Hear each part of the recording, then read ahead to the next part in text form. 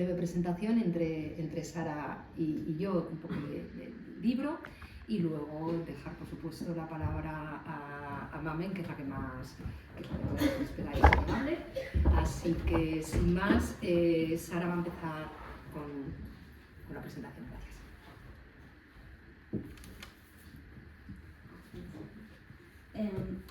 Bueno, yo voy a empezar presentando a Mamen, que yo sospecho que algunas ya, algunas especialmente mucho la conocéis, pero bueno, pues el caso. Por ahí al fondo hay alguien que... Bueno, pues Mamen Conde nació en Jaén, como yo, en el año 88, es decir, una década después de yo. Puede explicarme, pero bueno, no pasa nada. Aunque se crió en Úbeda y aquí donde la veis estudió trabajo social y tuvo la afrodisíaca experiencia de ejercer como tal en diversas entidades en una época en la que yo te recuerdo muy entusiasmada con las implicaciones cotidianas de tu trabajo, pero aparte de hacer esto también tiene posgrados en cooperación internacional, educación de género, es decir, que se ha pasado la vida estudiando y ahora es profe en el instituto, de ahí la autoridad que emana y que todas habéis percibido con tanta claridad. A Mamen la conocimos, tanto Pato como yo, en el marciano mundo del 15M, en concreto, la todavía más marciana Comisión Legal Sol, que fue el grupo jurídico que se creó en la acampada. Yo no sé muy bien para qué, o sea, fundamentalmente para recibir consultas jurídicas absurdas. Léase, es delito sodomizar a un caballo, que fue una de las consultas que nos hicieron, yo la recuerdo que tú estabas conmigo, ¿no? Pues aparte de eso, y un montón de grotescas anécdotas que no os voy a contar, Mamen estaba ahí dándolo todo con el entusiasmo de todavía mayor juventud en ese momento, cosa que joder, No sé muy bien qué hacía yo ahí, mejor no preguntárselo porque no sacaron nada. Pero bueno, y a día de hoy colabora con una asociación de nombre impronunciable, gente, sí, con dos es. sí.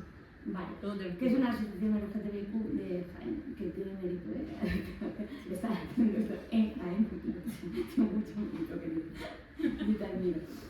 Aquí donde la veis, el mal menor, esta de aquí, es su primera novela, pero no es la única novela que Mamen ha escrito porque tiene escondidos dos borradores que no terminan nunca y yo no sé por qué.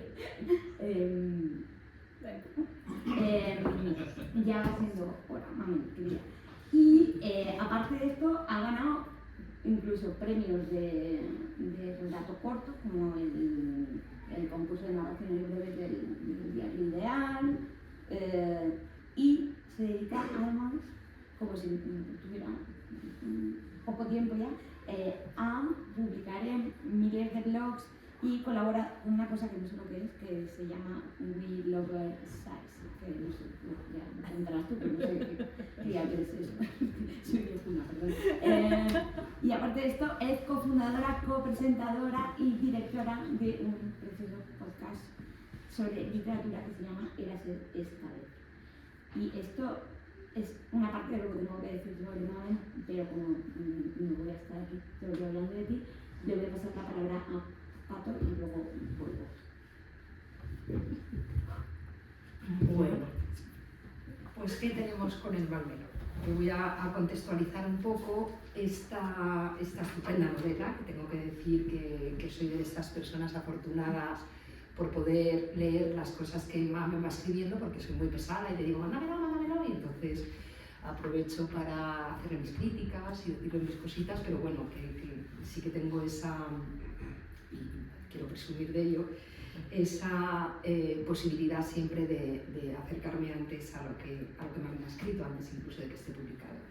Bueno, decía que esta novela es una novela que se puede caracterizar como una novela de ciencia ficción y dentro de la ciencia ficción en particular de lo que se concibe como el género político de la ciencia ficción, es decir, el género en el que entran las utopías, las distopías, el world building. Con esta intencionalidad política en este subgénero, lo primero que surgieron fueron precisamente las utopías, los no lugares, ¿no? Es decir, esas representaciones imaginativas de una sociedad futura con características favorecedoras para el ser humano.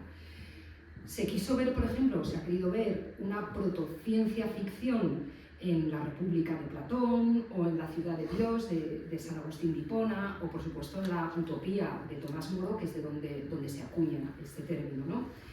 O incluso ya en la Biblia, en el libro de Ezequiel, se recrea, después de la destrucción total de Jerusalén, una nueva sociedad bendecida por Dios, donde el pueblo judío podría disfrutar de un perfecto estado de bienestar.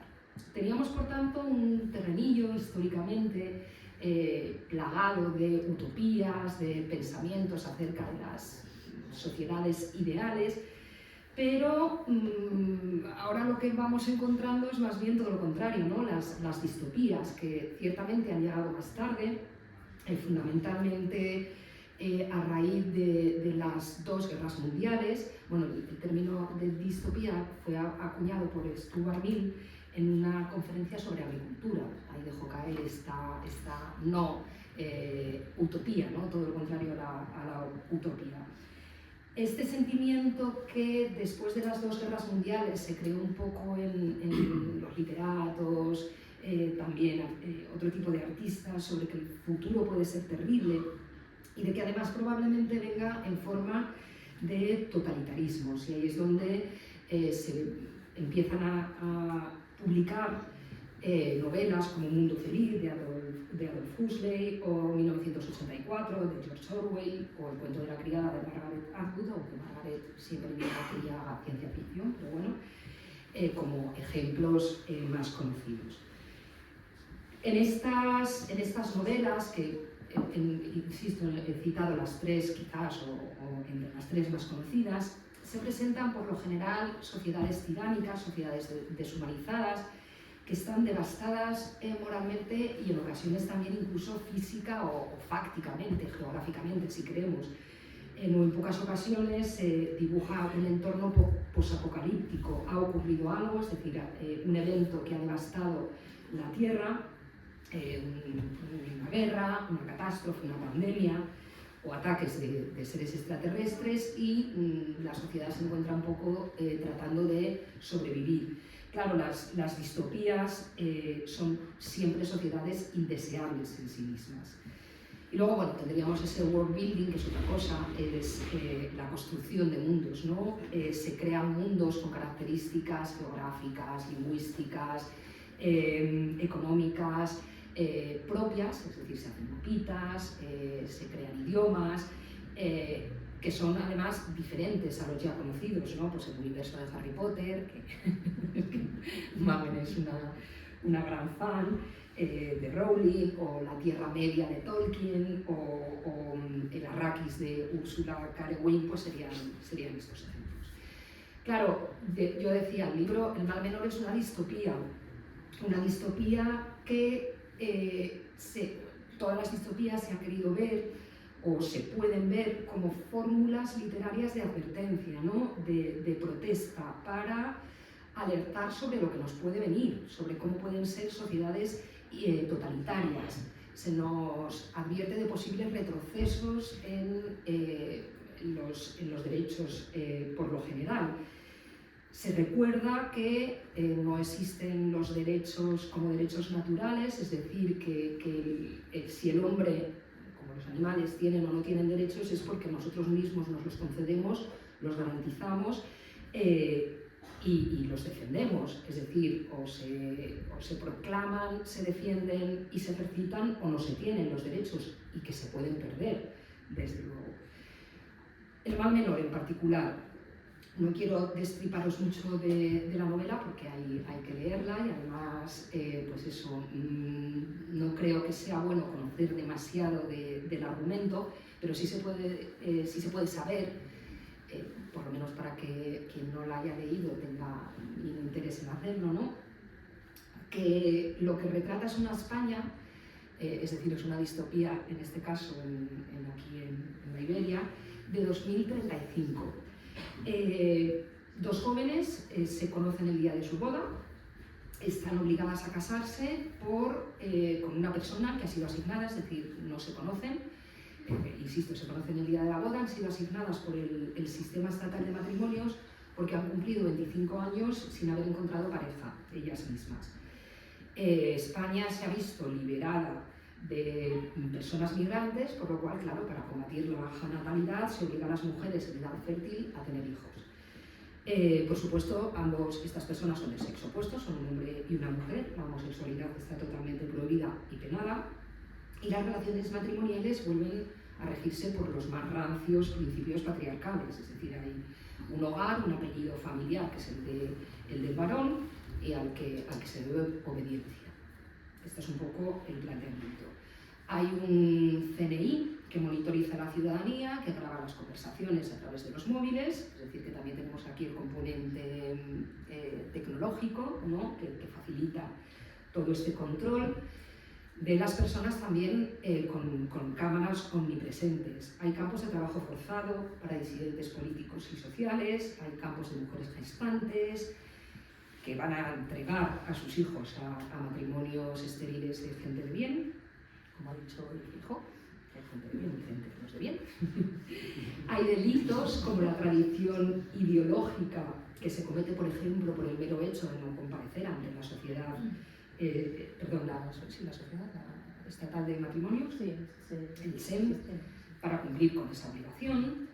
Hay miedo en la población a la posible delación por parte de cualquiera de lo que otros están haciendo y en definitiva los derechos humanos han dejado de existir, no se garantizan.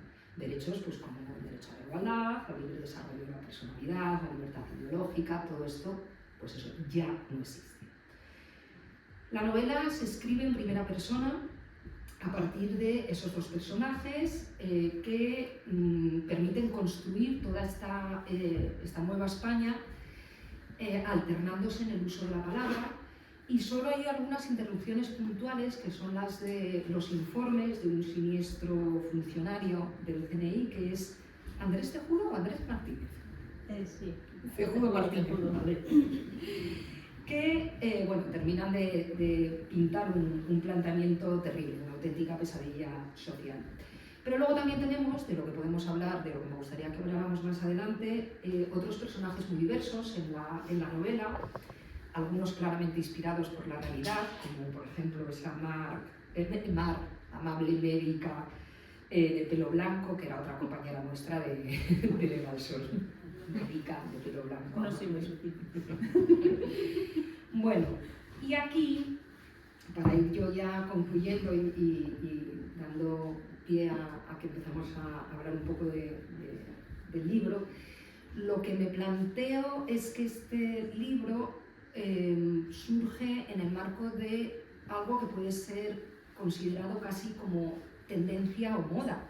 Y es que hay muchísima literatura, muchísimas series en la actualidad que plantean estos escenarios distópicos. Pues hablamos de series, Black Mirror, El cuento de la criada, Years and Years, Colapso, tanto, que es una de las cosas que me gustaría que habláramos, en general, y lo podemos hacer extensivo a quienes estáis aquí, que incluso el Ministerio de Derechos Sociales lanzó una campaña que decía basta de distopías, que si queréis luego podemos poner, y me dejó totalmente loca.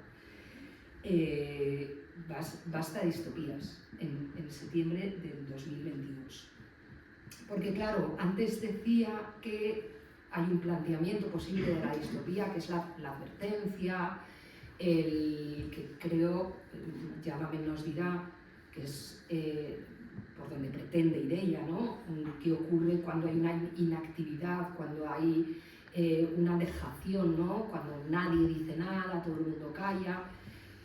puede ser una advertencia, pero también es cierto que de alguna forma pensar que los escenarios que tenemos por delante son inevitablemente distópicos, pues puede ser muy desalentador. Es decir, lo que nos puede plantear es, o a lo que nos puede llevar es a una desmovilización generalizada, decir, bueno, pues si ya no cabe nada, lo único que podemos hacer es defendernos con iniciativas individuales, con una actitud más defensiva que ofensiva, una actitud, pues eso, poco transformadora, poco revolucionaria, pues de plantearnos escenarios en los que, lejos de perder derechos, tengamos incluso nuevos derechos colectivos o individuales. No, ya voy a concluir porque no quiero desvelar mucho más del libro. Sí que me sorprendió porque yo leí primero tu libro y luego el de Almudena Grandes, que su última novela también plantea una España distópica, todo va a mejorar, en la que también como Mamen, y doy fe de que Mamen lo ha escrito antes, también plantean una resistencia, es decir, que tanto Almudena Grandes como Mamen lo que ve es, bueno, una puerta quizás a la esperanza, ¿no? con estas gentes, estas personas que están, pues eso, haciendo resistencia a este estadio, a esta situación. Entonces mi pregunta sería si podemos imaginar, si podemos desarrollar estos proyectos más emancipadores, o todo está perdido, en tu opinión, porque en tu novela, es que claro, tampoco quiero decir mucho, pero no queda clara cuál es ahí un poco tu opinión sobre si vamos encaminados a eso y además no tenemos remedio, o podemos pensar en otras cosas. Luego ya más adelante dejo algunas cositas para que vayamos planteando. No sé si quieres tú, Sara, para... Creernos la balanza. Después de lo que has hecho voy a hacer el ridículo. Siempre me dejan mal, Paco, maldita sea. No voy a hablar en primer lugar, porque... En fin... Bueno, o sea, yo, en primer lugar, voy a...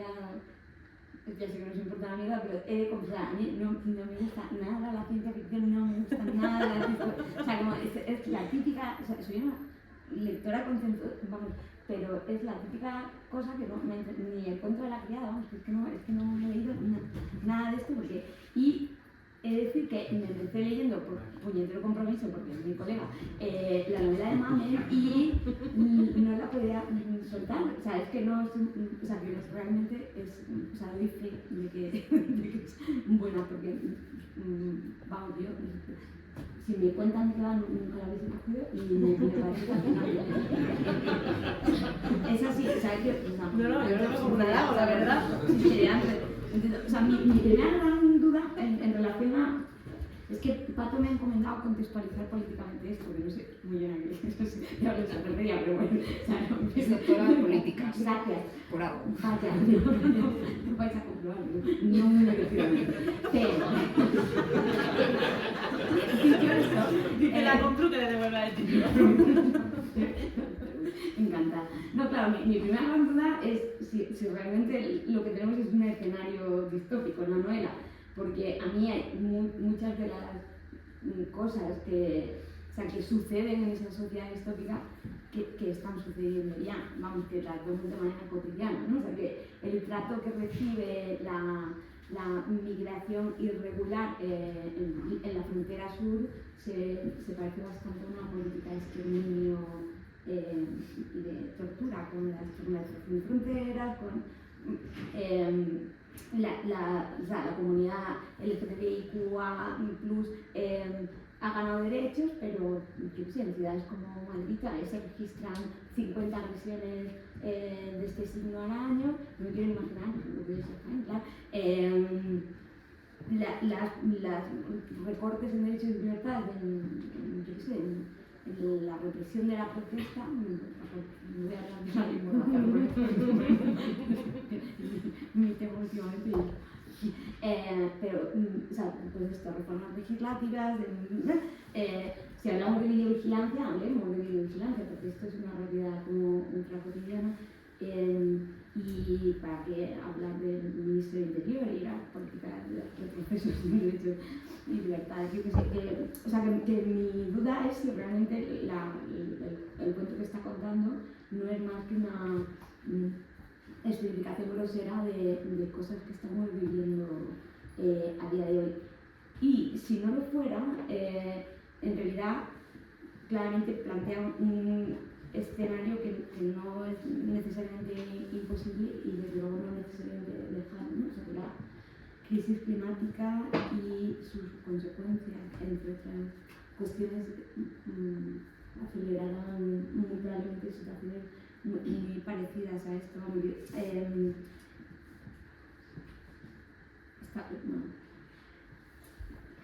Lo que me pareció más interesante de la novela de Mamen, prometo no contra el final.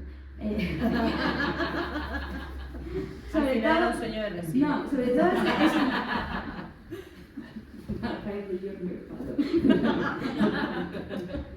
no, es precisamente el foco en las posibilidades de resistencia y sus particularidades, ¿no? Porque es verdad,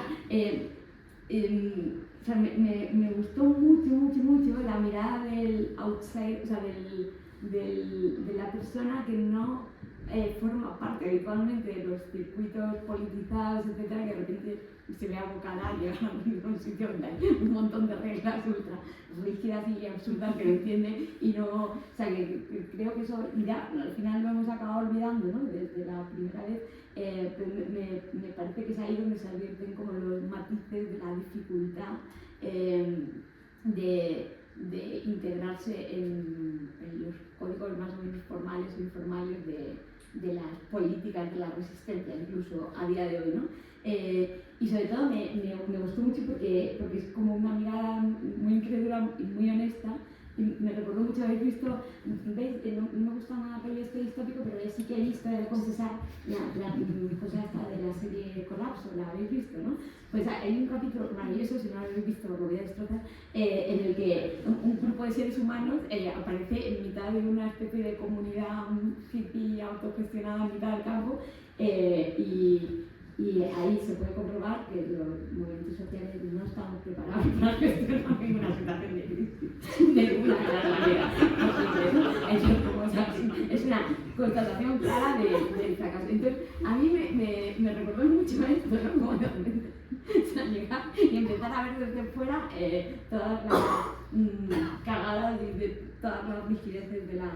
Luego hay un montón de escenas que son evidentemente cortazarianas. ¿Recordáis la escena esta de la muerte de Rocamadour en Rayuela? Que están todos ahí en una habitación hablando, fumando, no sé qué, y el bebé está muerto desde hace 6 horas en la luz, ¿no? Y se van dando cuenta progresivamente y nadie se atreve a decirse nada más. Pues hay escenas de ese calibre, ¿no? Yo qué sé, con un señor enterrado en una mazmorra y la vida sigue ahí, es como una cosa como, realmente muy marciano, pero bueno, a mí los principales aprendizajes que me ha aportado esto es, primero, o sea, no pretender que hay una fórmula para la gestión de escenarios adversos, o sea, porque luego hace pensar en cómo hacer y sobre todo en cómo no hacer, que esto es lo más importante.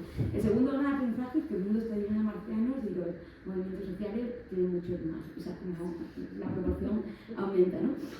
Y sobre todo me hizo pensar mucho en la complejidad de organizar espacios de resistencia incorporando todas las complejidades, las realidades ajenas a este tipo de códigos, o sea, cómo gestionar, o sea, cómo organizar grupos humanos que vienen de diversos lugares. Yo creo que ahí la influencia del 15M se ha dejado notar, porque es más divertido. Pero bueno, una nueva constatación de fracaso.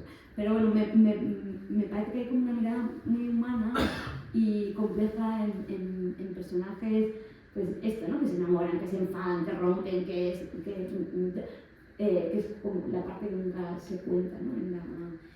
O sea, yo siempre he pensado que hay algunas novelas sobre la vida cotidiana en la resistencia francesa antinazi y tal, pero no particularmente centradas en la complejidad cotidiana de lo que implicaba tener que lidiar con eso, ¿no? Como que siempre te cuentan, no, fue fulano que pegó un tiro a no sé quién, o puso una bomba y tal, pero no es el día a día de cómo se vive en esta. Entonces, no sé si es por mi necesidad neurótica de control y anticipación, pero bueno, yo he agradecido como poder imaginar un escenario de este estilo y creo fundamentalmente que avisa de una realidad en el teatro textual que no es tan improbable.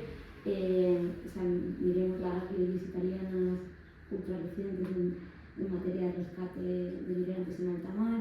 Ayer el presidente Bukele en El Salvador ha inaugurado una macrocárcel de control del terrorismo con capacidad para 60.000 personas, que es un monstruo de... O sea, las imágenes de presentación eran Auschwitz, o sea, eran personas encadenadas y semidesnudas, con la cabeza rapada, atadas unas a otras, caminando con la cabeza...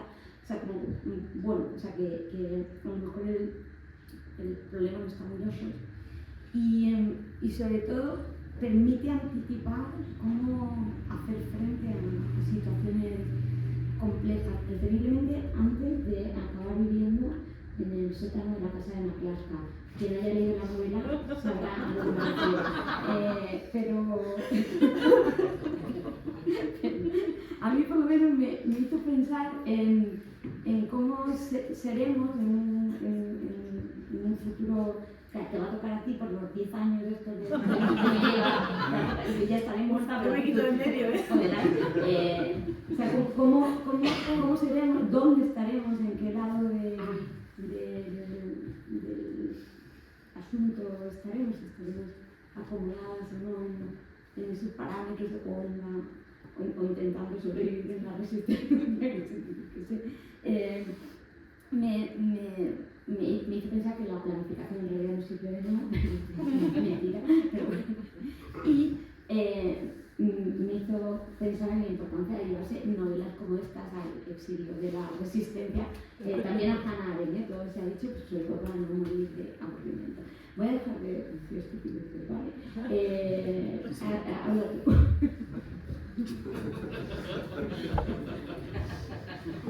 Habla tú. Mi cosa ridículo ya está O sea, cubierta. yo traía como una cosa medio escrita, medio pensada, no sé qué. Mirad, esto ahora mismo no sé si se verá por ahí. Tengo una página completamente llena de garabatos, la que no sé por dónde empezar, porque claro, han dicho muchísimas cosas y a ver cómo gestiono yo esto, por dónde empiezo. No lo sé, mira, voy a empezar por algo básico, que daros las gracias por estar aquí. ¿Tú te puedes poner a la tienda? Dentro, ahí hay una caja grande para ti. No, pues eso, que daros las gracias por haber venido esta tarde fría y andaluza. Yo sé que hay mucha gente aquí que está decepcionada porque me he traído pan con aceite, me voy a tocar el himno de Andalucía con una flauta, lo siento.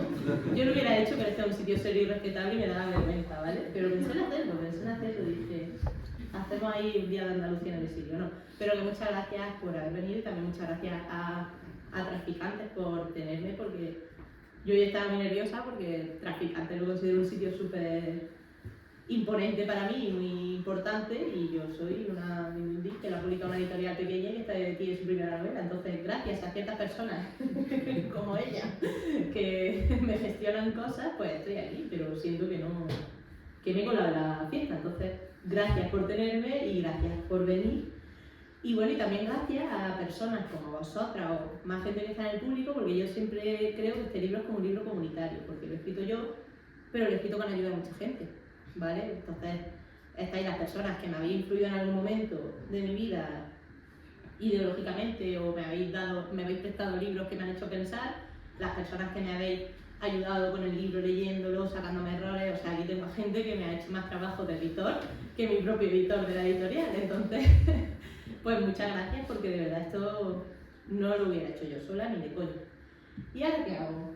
Os respondo porque habéis dicho muchas cosas, muchas. Pues a ver, Yo que sé, lo primero, la próxima sinopsis me la apunto aquí, me la vas a escribir tú. Porque a mí me costó mucho trabajo hacer la sinopsis y tú la has hecho mejor que yo, a ver si me explico. Entonces la próxima sinopsis me la vas a escribir tú, ¿vale? Luego te hago el encargo.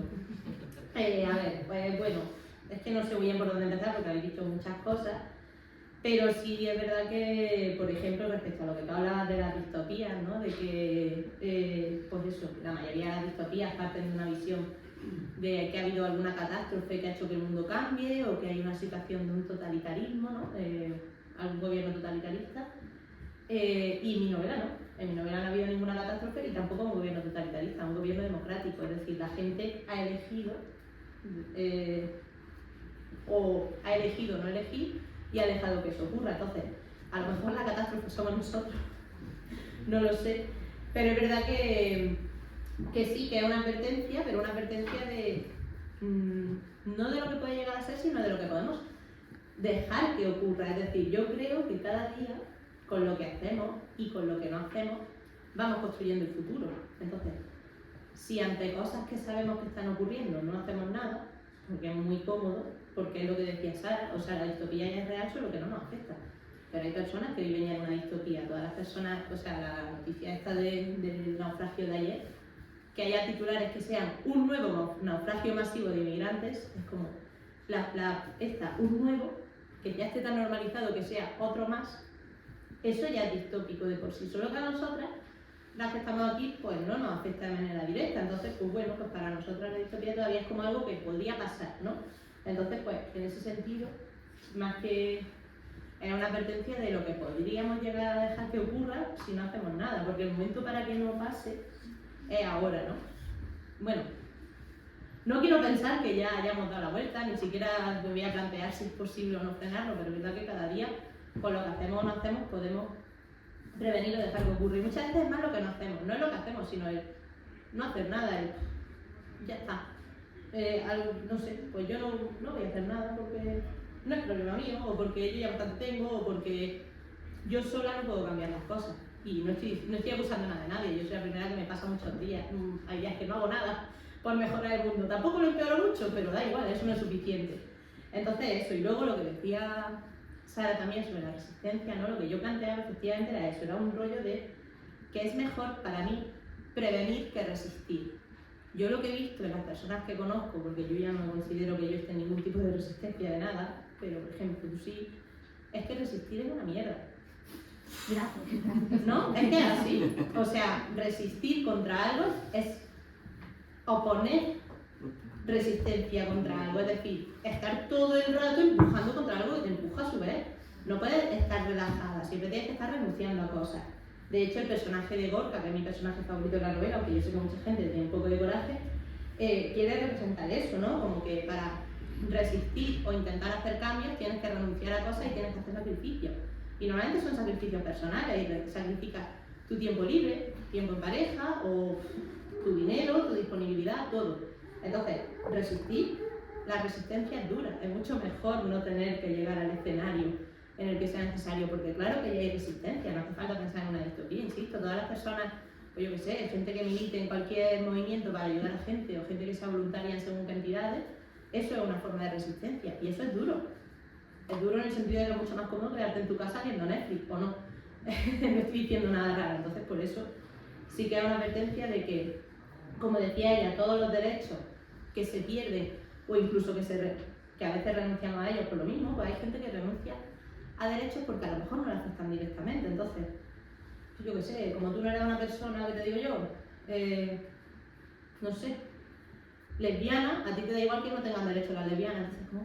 Yo qué sé, pues sí, no. Entonces eso, al final, la gente va renunciando a derechos, va dejando que se pierdan derechos, y luego una vez que ya se han perdido, no es tan fácil ni volver a recuperarlos, ni vivir en ese mundo en el que antes había unos derechos, claro, ¿no? Entonces eso es lo que yo intentaba plantear, que básicamente, pues eso, que mejor no tener que llegar a un escenario en el que sea necesaria una resistencia, pero que las resistencias ya existen y que las distopías también, solo que no son tan exageradas o está tan polarizado como yo lo planteo aquí, porque al final esto un poquito de ficción sí que tiene. Y hay una frase que antes has dicho, no sé qué es lo que me has planteado, ¿no? El hecho de que me planteo algo así como que si va a haber algo así, pues que va a haber una resistencia, o la novela también está, joder, ¿cómo se llama? La de todo va a salir bien, ¿no? Sí. Que siempre, Va a mejorar. todo va a mejorar, eso. Que siempre que se plantea este tipo de escenarios se plantea una resistencia. Y citando a Margaret Atwood, tengo una cita suya en el libro que es que creo en la resistencia del mismo modo que creo que no hay luz sin sombra, o mejor dicho, que no hay sombra a menos que también haya luz. Porque eso, o sea, al final en todos los escenarios en los que ocurre algo negativo, va a haber alguien que se oponga a ese algo. Pero es más cómodo no tener que oponerse a nada. La utopía siempre va a ser más agradable. En fin, y ya no sé qué más queréis que comentemos, porque yo ya... Pues mira, ya que estabas con esto de que citas a Margaret Atwood, en realidad haces una cita en cada uno de los capítulos. Cuenta un poco por qué estas citas, por qué las has elegido, de dónde salen, cuál es la que más te gusta. Pues, a ver, porque yo leo mucho y me gusta apuntarme frases y me gusta subrayar cosas, entonces, claro, siempre hago, ¿cuál elijo, no? Entonces, si tengo un par de citas al principio del todo el libro, pero me gustaba mucho elegir, tenía como 16, decía, ¿cuál elijo? Y entonces dije, pues no voy a elegir, voy a poner una en cada capítulo, porque si hay gente antes que yo que ha escrito mejores cosas que yo, ¿por qué no voy a aprovecharme yo de ello? Y realmente en cada capítulo hay una, y aunque no sé si se nota, pero en todos los capítulos tiene una intencionalidad, es como una especie de introducción. Los capítulos no tienen título, pero cada una de las frases te cuenta un poco, te hace un pequeño spoiler de qué va el capítulo. Y bueno, pues tengo por ahí un pantallazo con frases, pues, ¿no? De la que inicia, que es de mis favoritas, que uno de los mitos favoritos de la mentalidad conservadora consiste en que toda mujer es una madre en potencia, ¿no?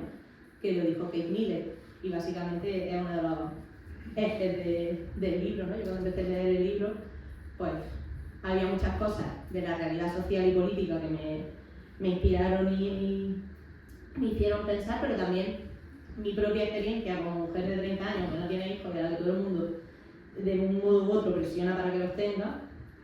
Sabemos de lo que nos está Sí, ¿no? ¿Suena? Entonces eso, esa cosa de que por el simple hecho de tener un útero sano tengo que usarlo para reproducirme, ya me parecía una presión, pero que haya personas, que de hecho por ahí tengo también un pantallazo de un tweet, que proponen como medida política que las mujeres que no tenemos hijos no podamos, por ejemplo, votar o renovarnos el DNI, eso se ha propuesto, no ningún partido, ¿eh? Gente Loca. Gente en Twitter, que es que Twitter es...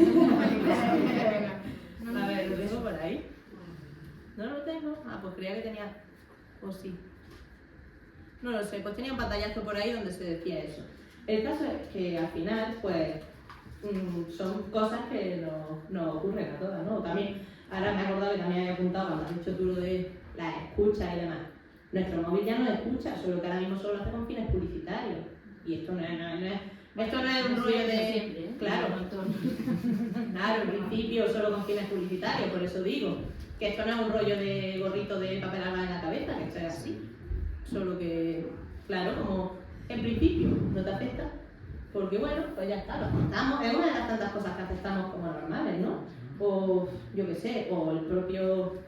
Todo el rollo del SEM, de que te asignen una pareja cuando tienes 25 años y tal, me basaba un poco en Tinder, en la presión que también por encontrar pareja y en cómo las aplicaciones, porque tengo muchas amigas y amigos que están solteros y usan esas aplicaciones y al final me parecen también un poco un rollo casi distópico, ¿eh? No estoy diciendo nada, no es que tenga yo nada en contra de Tinder, digo que a veces las dinámicas que se generan en torno a esas apps son también un poco como de Entonces, que ya hay muchas cosas en nuestro día a día que son casi distópicas, solo que como se quedan en el caso, pues bueno, aquí seguimos aguantando, no pasa nada. Pero en fin. Y tú me habías preguntado por las frases, pero mira, me pongo a divagar. Bueno, cuéntanos ya cuál es el mal menor. ¿Cuál es el mal menor? Pues me gusta que me hagas esa pregunta. Porque siempre que me preguntan eso en la presentación, digo, no, pues yo una amiga, que era amiga de ella, una vez me habló de Hannah Arendt, ¿no? Que también lo tengo por aquí, yo es que vengo muy... Se nota que soy profe y me hago mis presentaciones, ¿no? Que esta señora de aquí, que era, pues, era muchas cosas, era politóloga, ¿no? Periodista, en fin. Esta mujer fue, por favor corrígeme porque lo voy a decir mal fijo, fue en los años 60, ¿no? hubo un juicio a un señor, por llamarlo de algún modo, Eichmann, que era un criminal de guerra austro-alemán, Segunda Guerra Mundial, para imaginar el tipo de cosas que hizo, y este señor volvió a Argentina, y de Argentina se lo llevaron engañado, secuestrado. Se lo llevaron a secuestrar, ¿vale? Y le hicieron un juicio. Y este hombre en el juicio todo el rato básicamente se excusaba diciendo que él solo cumplía órdenes, que él no había hecho nada, él cumplía órdenes, cadena de mando, me han dicho que haga esto y yo lo hago. Y entonces pues ella, a raíz de esto, escribe un informe que se llama Eichmann en Jerusalén, un informe sobre la banalidad del mal, ¿no? Y habla sobre eso, sobre cómo el mal es banal, que la mayoría de las personas que ejercen actos terribles lo ejercen de una forma banal, ni siquiera lo ejercen con una intencionalidad propia, sino pues porque sí, ¿vale? Entonces, habla de eso, de que quienes escogen el mal menor, de una de las frases que tiene, olvidan con una rapidez que están escogiendo el mal. Entonces, en nuestro día a día muchas veces escogemos el mal menor. Muchas de las cosas que hacemos, o que no hacemos, no las hacemos porque sea la que más nos conviene o la que más nos gusta, sino porque la otra es peor, ¿no? O sea, cuando vas a votar simplemente y votas a un partido, a un político o a quien sea que no te gusta, solo porque piensas, es que el otro es peor, ¿no? Entonces, vamos eligiendo el mal menor, el menor de los males, etcétera, etcétera, y así es como vamos construyendo una realidad que cada vez es un poquillo peor. Solo que, como insisto, esto es como lo de la metáfora esta típica de, esto es un lugar súper común, pero bueno, lo de la rana en una olla de agua. Si tú echas a una rana una olla de agua hirviendo, pues va a notar que quema y se va a ir. Pero si tú la metes y se va calentando el agua y al principio es como, qué gustito estoy aquí, qué gustito, pues al final no te das cuenta y cuando te das cuenta ya estás asado vivo. Entonces, un poco como yo veo esto, ¿no? Entonces de ahí viene el título del libro, porque creo que la novela va de eso, de una sociedad o una situación que se genera a raíz de que día a día las personas elijan el mal menor. Porque como digo, no es una dictadura, no ha llegado un señor malísimo, ha dado un golpe de estado y ha dicho, aquí se va a cagar la perra, ¿no? Pues la gente ha ido votando o no votando, o eligiendo o no eligiendo, y han llegado a ese sitio, ¿no? Y tampoco me tengo que ir muy lejos, es decir, si es que el auge, de, por ejemplo, de la extrema derecha también tenía por aquí un mapita que hicieron hace poco los de la marea, que está claro, os aclaro el mapa, cuanto más oscuro es el rojo, más fuerza tiene la ultraderecha, ¿vale? Mirad Italia, mirad Francia, o sea, no hace falta tampoco que nos pongamos a teorizar sobre el futuro posible, que es que son cosas que ya ocurren, solo que por ahora pues con cierta moderación, eso. Algo así. Y ese sería el mal menor. Ay, pues ya no sé por dónde seguir, es que de verdad luego. Ahora, cosa que me he apuntado a decir, que te has dicho tú que engancha mucho tal. Yo no puedo decir que, no sé si engancha porque sea buena, no lo sé. Yo creo que engancha porque leo muchas novelas juveniles. Entonces, voy a explicar esto. Yo leo de todo narrativa. Ensayo y eso me cuesta más y me tengo que esforzar. Pero yo leo muchas novelas juveniles y novelas fáciles. ¿Por qué? Porque a mí me gusta disfrutar y evadirme. Entonces, yo cuando escribí, yo no quería escribir, me encantaría a lo mejor, pero yo no soy, no sé, pues no soy una escritora de anagrama. A ver si me explico. Entonces, yo escribo una historia entretenida, la escribo con un lenguaje sencillo y creo que por eso la gente le engancha, porque creo que muchas de las personas que me habéis leído sois gente que lee normalmente libros como con un lenguaje muy elevado o con un tono muy elevado y habéis llegado a esto, que a lo mejor lo habéis leído porque lo habéis escrito yo y he dicho, ¡cuchi, qué entretenido!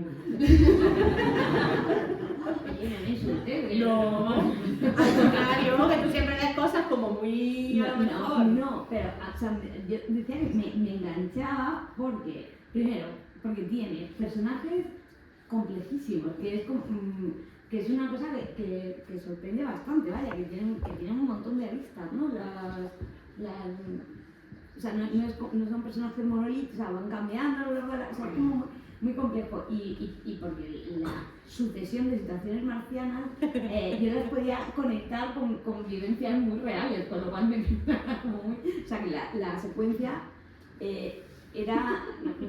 No es porque fuera como fácil de leer ni nada por el estilo, sino porque me parece que la puedes conectar con un montón de momentos de la vida cotidiana. Y sobre todo porque hay mucha realidad, ¿no? Precisamente por cómo están haciendo los personajes, ¿no? O sea, hay muchas cosas que te pasan a ti, incluso si no estás en los movimientos sociales, que es una desgracia en la vida, pero, o sea, como que es muy fácil empatizar con las situaciones, no lo del señor en el calabozo ese, eso. Me encanta el sótano de Marlaska, a partir de ahora se va a llamar así. Si tuviera que describir escribe la novela le pondría ese capítulo el título El sótano de Marlaska. A ver, yo estoy de acuerdo con Sara en que la novela no solo se lee bien porque no es un lenguaje rebuscado, lo cual pues también muchas veces es de agradecer, ni pretendes hacer grandes florituras, ni, pues sí, el lenguaje es sencillo, las frasecitas cortas, es decir, está muy bien escrito, pero es que además tiene una trama que es muy buena. Yo sencillamente, para quien no lo ha leído, que no haya leído sabe que estoy diciendo la verdad. Y que no lo haya leído, pues si no le interesa saber qué le pasa a dos personas que se encuentran en el servicio estatal de matrimonios, que no se han visto en la vida y que a partir de entonces no solo van a tener que vivir juntas, sino que tienen que procrear, con todo lo que eso significa. Es decir, y de ahí pues la historia va creciendo, tiene un ritmo bastante bueno, es decir, es una novela que va suscitando bastante interés. Luego está este trasfondo político con, como decía también Sara, una playa de personajes muy curiosos que tienen su complejidad y su profundidad, y además que son muy diversos, porque encuentras desde pijos profesionales, ministros, gentita pues resistente de a pie, médica o no, muy diversos también en la identidad sexual, en las preferencias sexuales, en que esto es algo que también creo que a Mamen le suscita interés, ¿no? Plantear estos escenarios diversos. Las personas, pues eso, no es una novela heteronormativa en absoluto, es algo que comienza con dos personas de diferente sexo contrayendo matrimonio. Claro, ya os dije que han echado de España a todas las personas extranjeras, pero algo de raza hay también, que también va atravesando pues, a uno de los personajes. Juegas con el género, con cómo subvierten algunos personajes los roles de género, y cuando te ves, es que no quiero destriparos mucho, pero ves a la rubia explosiva que tiene unos puntos camioneros que molan mucho, que dices, pues eso, claro, es decir, que la novela tiene mucho interés por cómo la vas montando y cómo vas haciendo, pues eso que dices, bueno, voy a leer hasta aquí, y ves que no, que estás leyendo mucho más porque no has puesto todavía las patatas al fuego, porque quieres seguir leyendo la novela. Es una novela que atrapa, sin duda, y eso es porque está bien escrita y porque está muy bien montada la trama. Insisto con esto que os decía, que es que hablan uno y otra alternativamente, con distinta duración. Eso sí, yo creo que no has procurado, ¿no? ¿O sí? Que tuvieran... No buscaban. Van hablando uno, la otra, y que esto además lo cambiaste. Porque al principio era tercera persona. Sí, era narrador, y luego que creo que está muy bien, muy acertado, que vayan hablando ellos con el tipo de DNI.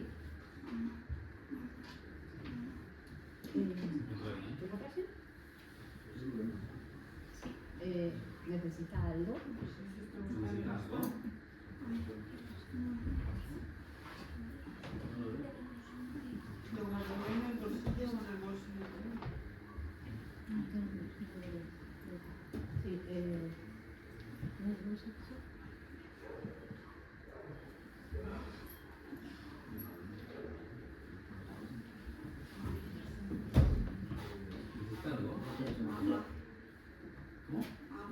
¿Agua? Sí. Toma aquí más.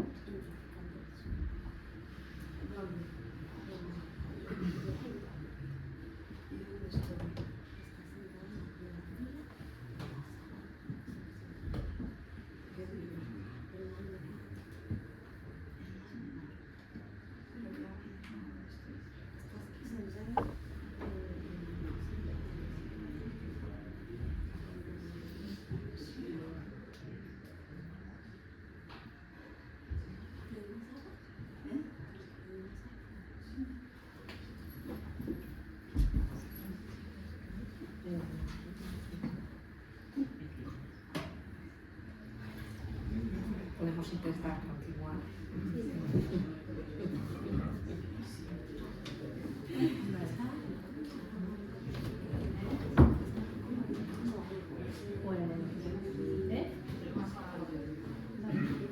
Ay, pero las cosas de aquí.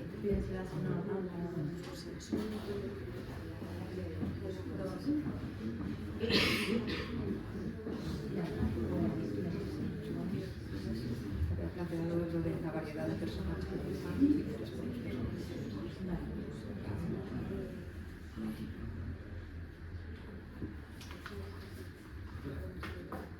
Vale.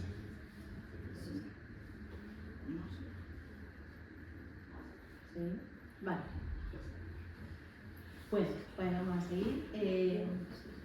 Estábamos hablando de la diversidad de personajes, ¿no?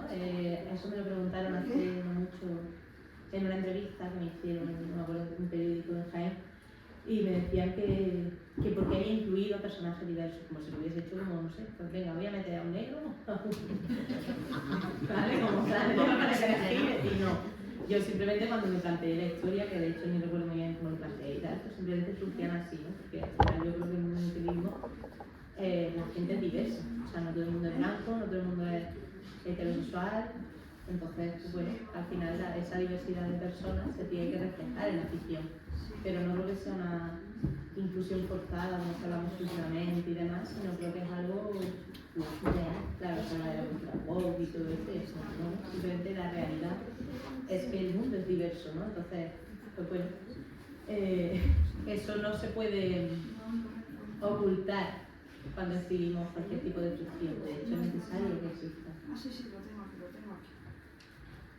Dale un poquito de agua. Luego me hablabas también hablaba Sara de que a ella le interesaba mucho, ¿no?, el planteamiento del día a día, de las realidades, digamos, más personales, ¿no?, en estas situaciones. Y es que hace un rato me ha regalado Sara un libro de frases de Mariano Rajoy y como dijo, somos sentimientos y tenemos seres humanos, entonces al final eso también es inevitable, ¿no? Y se refleja. Entonces, bueno, y luego pues quiero dejar claro que la rubia, a la que te referías, que es Abby, que es una de las dos protagonistas, la mayoría de la gente que se leyó la novela al principio la odiaba, y todo el mundo decía, no, qué bien, y la cambié un poco, la hice como más sosegada, más tranquila, menos, no sé, tal vez menos irritante, pero yo mantengo la teoría de que si fuese un hombre a nadie le hubiera molestado, ¿no? O sea, si eres un hombre en una ficción puede ser lo voy a decir, gilipollas, y de hecho caes bien. Pensemos en personajes, yo qué sé, uno muy básico, ¿vale? Lo siento por ser una básica, el de Iron Man de Marvel. Iron Man es un gilipollas, es un capullo integral, pero nos cae bien porque si tenemos una mujer así, irrita más. Entonces yo sigo pensando que mi rubia podría haber sido más gilipollas de lo que es y la cambié porque a la gente no le caía bien. Pero si hubiera sido un hombre, hubiera sido como este chico tan malote y tan mal hablado, ay, que te cae. Así que bueno, al final diversidad, pero no tanta, la verdad. Yo jamás te dije nada de la rubia. No, tú no. Tú me decías que oír y escuchar no es lo mismo. Entre otras cosas. Y una cosa que te dije en su momento y que veo que no quitaste es que ¿qué te pasa con la gente con los ojos azules? Ah. Todos son malos, todos, cada Sí, te lo voy a dejar. todos son malos, le he dicho, pero mamen, yo una cosita, que cada vez que dices los ojos azules, ahí hay una persona mala. A ver, que levante la mano quien tiene los ojos azules. Perdón, Sara. No considero que sea mala persona. ¿Ves? Sí, a mí me lo dice, yo qué sé. A ver, lo pensé en cambiarlo y no, porque me venía muy bien, porque aquí, insisto, yo soy una básica, entonces lo que estaba mostrando, es que claro, ya esto es un poco spoiler, pero lo de los ojos azules eran como la élite. Un poco. Los rubios de ojos azules, hay rubios de ojos azules, tenemos, pues claro, esa gente es la élite, entonces, pues, si tiene dinero y ojos azules, desconfía. Es broma. No, pero es verdad. No lo quité porque se me olvidó, no fue por eso, fue porque se me olvidó, simplemente. Y en fin, no sé qué más nos queda por comentar. Yo ya tengo este batiburrillo que tengo aquí escrito, sí. que no lo entiendo ni yo. Probablemente lo que podríamos hacer es dar paso a que intervenga la gente del público, que seguramente quieran comentar cositas de todo lo que hemos dicho o que te pueden hacer preguntas. Y si no hago preguntas yo, y cuenta para nota, ¿eh? Venga, ¿alguien quiere preguntar, opinar o pedir algo? ¿Quién se anima? Que no sea una caña, que no sea pedir una caña, por favor.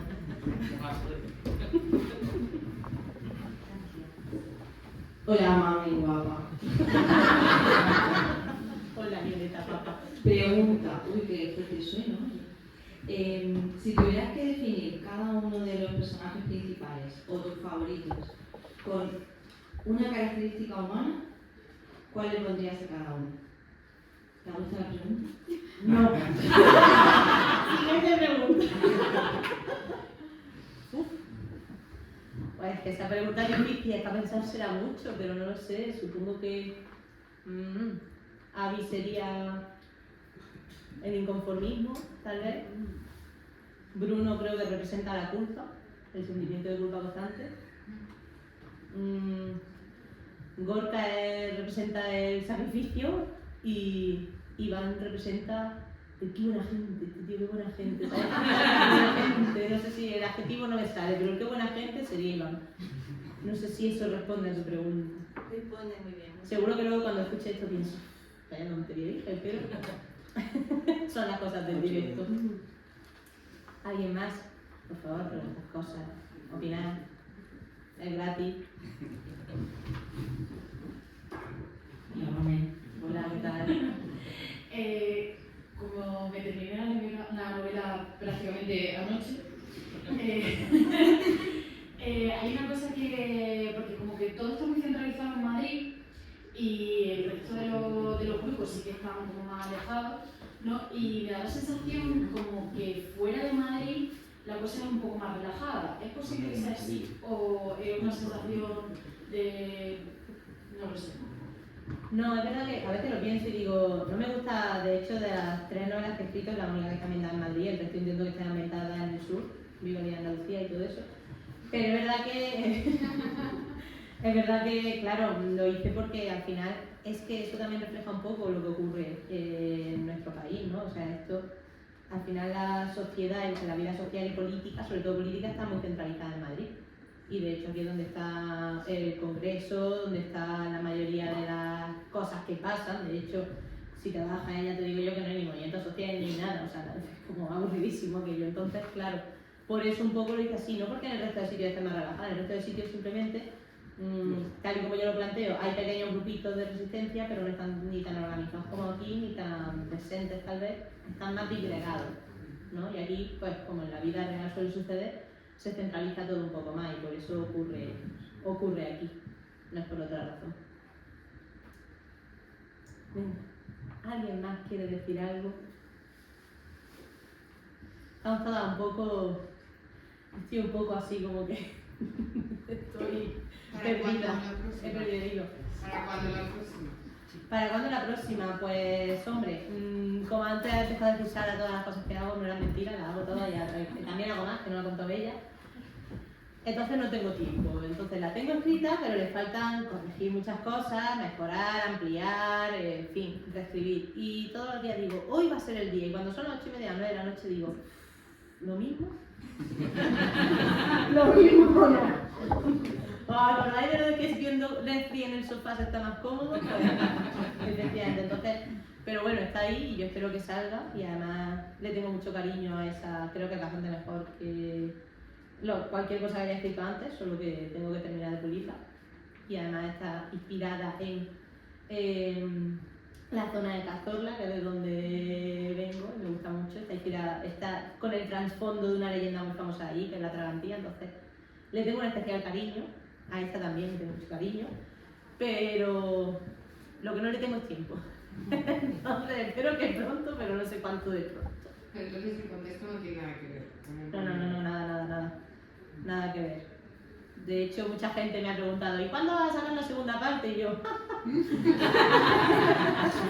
bueno, siguiente pregunta. Entonces, de hecho, yo no lo escribí pensando en una segunda parte. Se me ocurre cómo podría ser una segunda parte, pero no es algo que tenga previsto. Simplemente lo mismo una tarde me aburro. Si algún día yo conozco lo que es aburrimiento por exceso de tiempo y me pongo y escribo una segunda parte. Por ahora lo veo poco probable, ¿eh? Pero bueno. ¿Alguien más? Hola, Moni. Hola, ¿qué tal? Estamos en año de elecciones y si no queremos utilizar el título del libro, ¿qué me aconseja?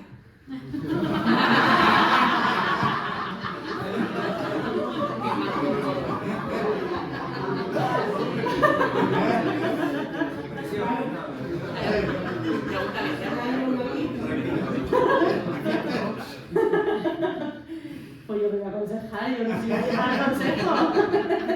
El voto es libre. El mal menor es el mal, ¿no?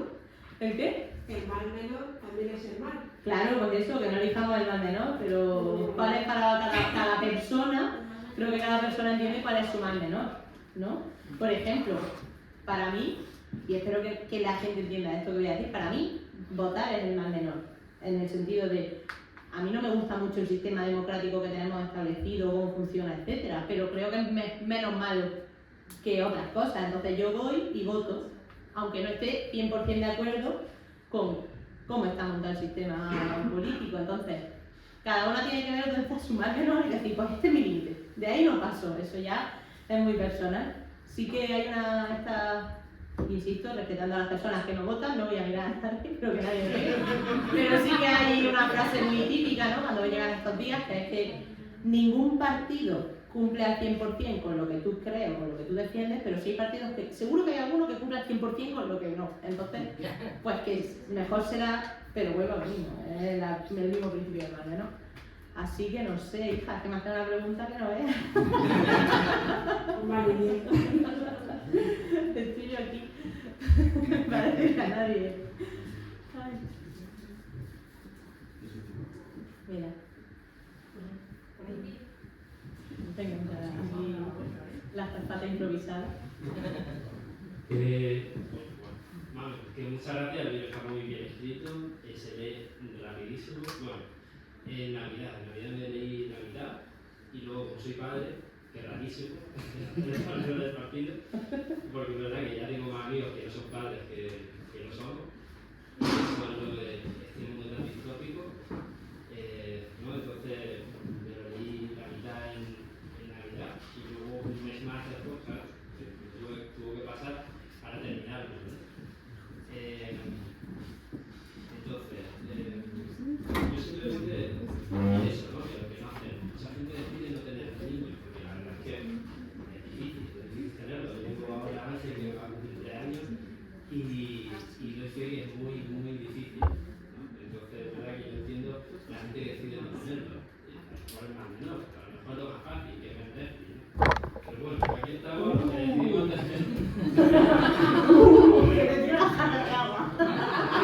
Yo simplemente quería eso, ¿no? Y luego quería, como no sé, no me haya dicho nada de una frase del libro, pues mira, yo la voy a compartir y que es la que más me ha gustado.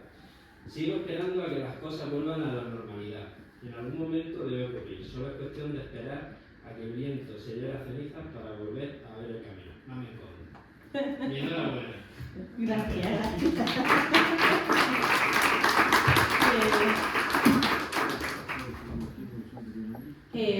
O sea, tú lo que me dices es, vale, a ver, yo qué sé, yo creo que, a ver, ¿qué te digo? Pues yo, o sea, creo que debe tener hijo e hija es una decisión individual, ¿no? O bueno, en pareja en cualquier caso, y si nos ponemos a analizar por qué la gente hoy en día no tiene o no tenemos hijos, porque yo no tengo hijos porque todavía no lo haya tenido, yo lo digo directamente, yo nunca he querido tenerlo y cada día quiero menos. Me encanta que mis amigos los tengáis, pero yo personalmente no. Y entonces creo que hay muchísimas razones. En mi caso, Personalmente, en mi caso, sé que son razones puramente personales, porque nunca he sentido ese afán, ¿no? Por muchas causas de historia de vida, etc. Pero sé que hay mucha gente que no los tiene porque tiene muchísima precariedad laboral, precariedad económica, vive en un mundo súper incierto, precariedad en las relaciones, vuelvo a lo mismo. Si vivimos en un mundo en el que casi nadie, tú dices que casi nadie tiene hijos, casi nadie tiene una relación. Es verdad que no es imprescindible tener una relación, pero es muy, también, yo entiendo que tiene que imponer mucho tener una hija o un hijo solo o sola. Entonces, hay muchísimos factores, creo que el mundo no facilita que la gente tenga hijos, aún así la gente los tiene, solo que también somos muchísima gente. Entonces, el crecimiento sigue siendo enorme, o sea, no me sé los datos, pero de aquí a no sé cuántos años habrá no sé cuántas personas, ¿qué datos estarían? Pero que voy. Que vamos aumentando de manera desproporcionada. Entonces, yo, personalmente, agradezco que haya gente que tenga hijos. Sí, gracias por tenerlos. Yo no los quiero tener y tampoco veo la que no lo tengamos. Sí, hay muchísima gente en el mundo. No pasa nada si somos unos pocos menos. Pero realmente, por mucho que gente como yo, ya fuera de broma, o gente que no puede tenerlos por motivos económicos, personales y demás, no los tenga, pero que sigue habiendo niños. ¿Qué pasa? Que a lo mejor no todos nacen en Europa. Eso también es una de las cosas que yo planteo, que es que a lo mejor quien no tiene hijos es la gente blanca europea de clase media. Entonces, si asumimos que hay niños de primera y niños de segunda, consideramos que no hay natalidad. Si asumimos que cualquier niño que nazca es igual de bueno, que nazca donde nazca o nazca de quien nazca, entonces sí hay natalidad. Pero ya no me acuerdo de lo que me habéis preguntado, pero gracias.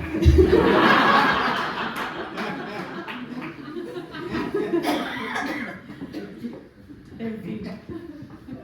¿Alguien más quiere decir algo? Lo de tirar la jarra de agua, no voy a hacer nada.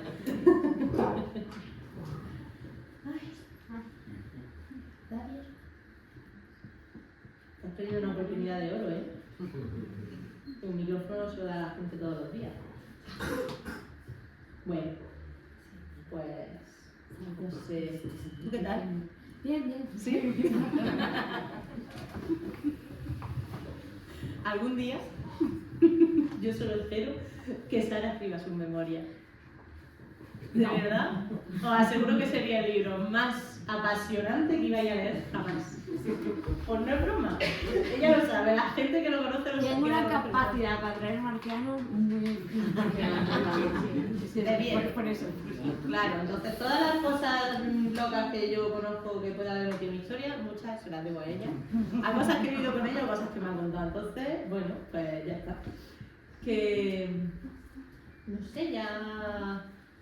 Si nadie quiere preguntar nada más, ni decir nada más. ¿Nadie se ha traído entonces una flauta para tocar el himno de Andalucía?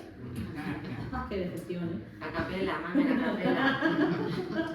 Había alguien con banderitas. Ahí, sí, las banderitas están ahí al fondo. Banderitas además hechas a mano, pues muy de Andalucía. Toda la peña de Andalucía pintando su banderita. Pues ya está.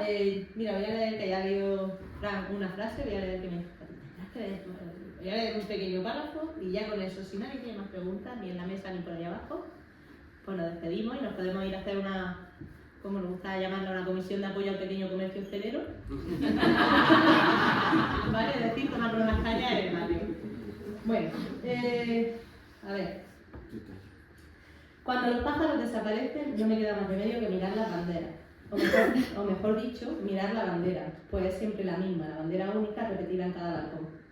¿Le resultará raro a Gaby que yo no tenga una bandera? ¿Querrá ella poner una? Tal vez debería haberla puesto yo, para no levantar sospechas. Lo pensé, debía hacerlo, pero no quiero. Todo empezó con las banderas, ¿no? Al menos así es como yo lo recuerdo. Cuando era niño, los balcones y ventanas de mi barrio comenzaron a cubrirse de tela roja y amarilla. Al principio solo algunas, pero poco a poco el número iba aumentando, hasta que el balcón de mi primera casa, la casa de mis padres de verdad, fue de los pocos que permanecían desnudos. Yo no entendía por qué nuestro balcón era diferente. Mi madre me explicó que la mayoría de la gente usaba su bandera no para expresar el amor por su patria, sino para manifestar su odio contra todo lo que fuera distinto. No la entendí entonces y ojalá nunca hubiera llegado a entenderla.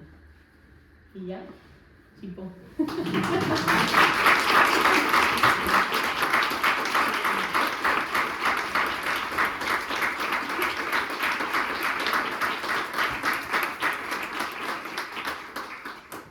Pues ya está. Muchas gracias por venir, muchas gracias de verdad a Patria, Sara, es un honor tener a gente tan inteligente y tan interesante y tan fascinante como ella aquí conmigo. Y Gracias a Tráfico. gracias de nuevo, por supuesto, a Traficantes, claro, que de verdad tener este espacio me parece increíble, insisto, es un sitio muy guay. Quienes no lo conocieran y lo hayan conocido gracias a este evento, recomiendo que vengáis a menudo, hacemos muchísimas cosas, casi todos los días hay algo.